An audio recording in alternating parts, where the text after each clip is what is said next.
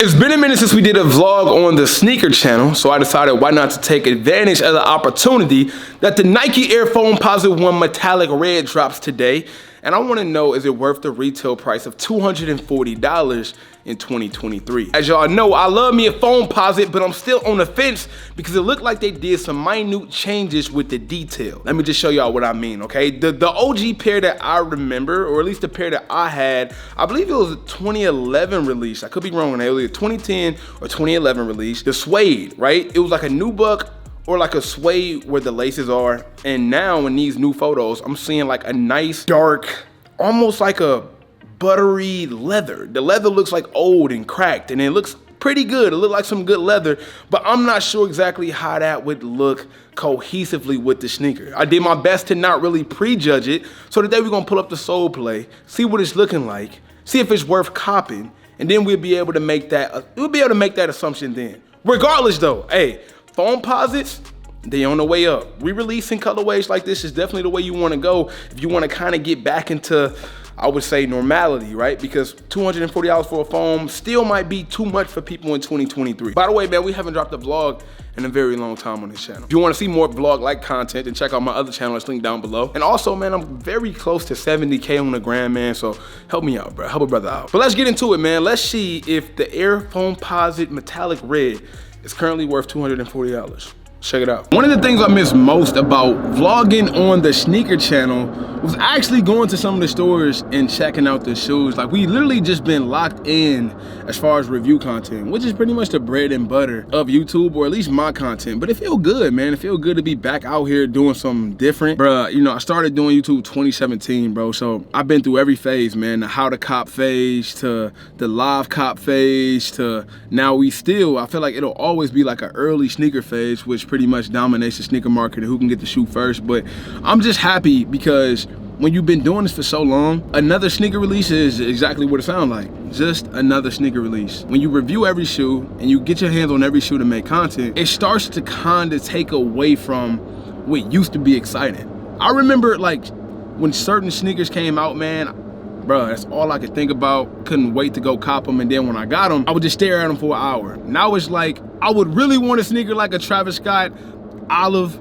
I'll really want it. I'll buy them, and I haven't looked at them since I took it out the box, bro. I probably looked at it for like the video, put it away, and I haven't thought about it since. You know, it's just like a different time. I say that because for a lot of my newer viewers, you probably don't know what the Nike Foamposite means to me. It's literally how I started collecting sneakers. Back when I got my first job in 2012, I was washing dishes in college. I was saving up all my bread. I was saving up all my college refund checks. And I used to just go on eBay and I would buy anything penny. Penny ones, penny twos, penny threes, Nike Foamposites, whether it's the Foamposite Pros, Foamposite ones, it really didn't matter.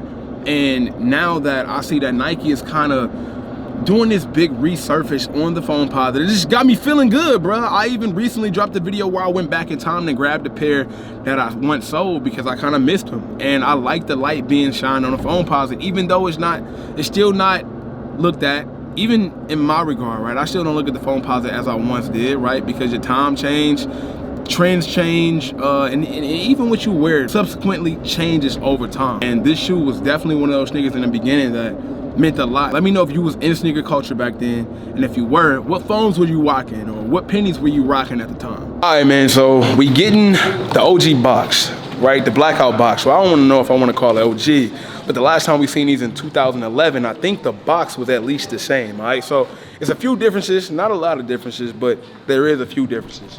The good thing is the box is the same. We flip this over, grab it. Wow. Here we have the Nike Foamposite 1 Metallic Red. Now, this is what I was thinking. It's pros and cons when it comes to this. We know that it comes with the icy sole, pros and cons with that. It's the same with any icy sole, whether it's a Jordan 11, whether it's a Foamposite, we know the pros and cons. This is what I mentioned like earlier today in the video. It's the leather on the upper. I was kind of indecisive on picking these up because of the leather on the upper. That's not what I remember back in 2011. It had like the nubuck on it. But I was talking to Tito, and he did bring up a fact.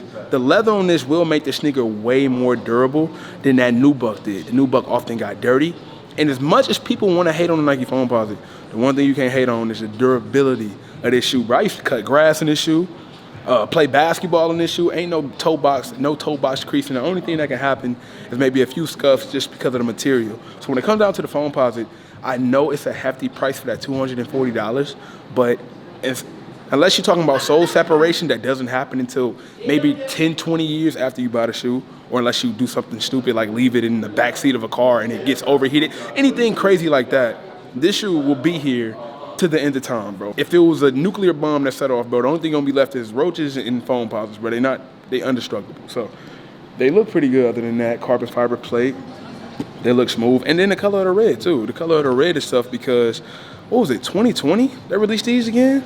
Or 2021, it wasn't too long ago. They ruined the color red, bro. Way more vibrant. It wasn't really ideal. It wasn't attractive. The colorway wasn't attractive at all. But this time I feel like they hit the colorway, and then they decided to upgrade the quality a little bit by adding leather throughout the entire upper, even on the back heel too. Not bad at all. You picking these up, bro? I'm gonna see. Okay. What do you think about the price point of $240 though? It's $20. It's only $20 extra than what it was 12 years ago. Right. So. Right. So I know a lot of people are saying, is a Foamposite worth $240 in 2023? It depends, man. It depends on you, because now, right, Jordans, right, you can get a Jordan 4 or Jordan 3 for $230 now. Right? So if you can pay $230 for a Jordan, why not pay $240 for a Foamposite? I remember back in '96 when this sneaker released, in '97, it was going for ridiculous amount of money, right? 180 plus. Then it was crazy because Jordans were only being sold for 160, 150. But now, in today's climate, in today's economic climate, we talking about where Air Jordans are being sold for 230, 220 on the regular. So to have a sneaker that's sold for 240 is not as crazy as it used to sound. So we got to remember that. 240 might sound hefty, but you know what these sneakers go for these days. So I don't know. That's just my opinion. I think the sneaker is high, but I think it's worth it. I think the price is worth it. I think I think you should pick it up. And in my opinion, I ain't picking these up. So would you say these are worth $240, bro? And in 2023, is a Nike Foamposite worth $240? 2023, honestly, with inflation, especially on all other shoes, we gotta pay that $240 for the new foams, man. It's only fair because I think a lot of other models are going up. You know what I mean? Air Force One, Air Jordan 1, most Air Jordans, you know what I mean? Even some Adidas models have gone up the $10, $15, $20 range. Back. So I think that's a fair increase with inflation across the economy.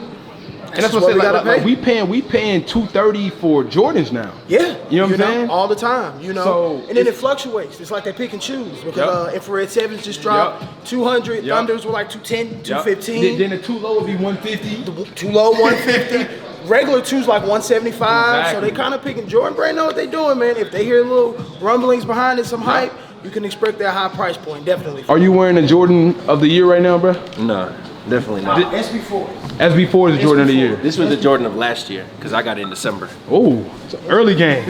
Early game. That's so.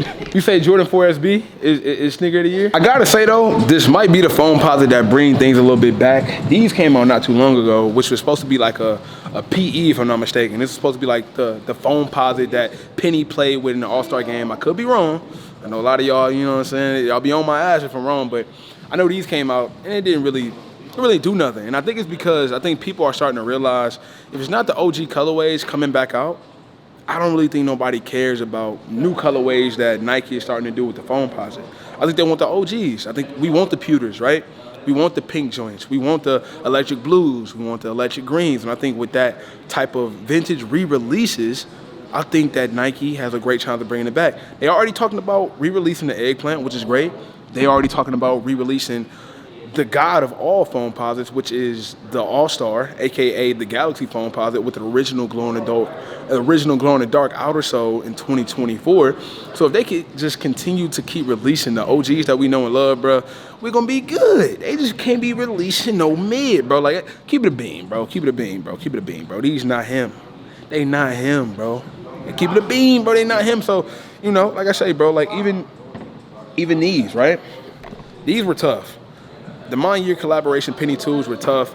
It's pretty much a spinoff of the Orlando Magic penny twos. I'm a big penny two guy. I had the House of Hoop penny twos. I had the Miami Heat penny twos. I had Orlando. I had the, you name it, bro. I had them all. All right, man, we back home and ending out the vlog, man. And I just want to say, okay, before I said this, I wanted to check.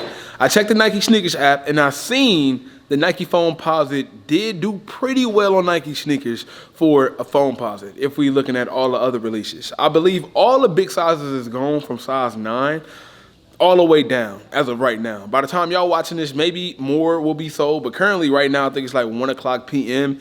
It's all the way up to size 9, smaller sizes available. However, I'm gonna stand on it, man. I think that the Nike Foamposite Metallic Red is worth the $240 price point. In my opinion, it's a little bit biased, but I'm gonna stand on it. Regardless, man, thank y'all so much for watching. Comment down below if y'all enjoy like more of the vlog style content. I might make some more. Until next time, subscribe to the channel. You know I cannot leave without saying everybody wanna be famous, but who really putting in that work though? Snipe Squad, I love y'all. Dream big.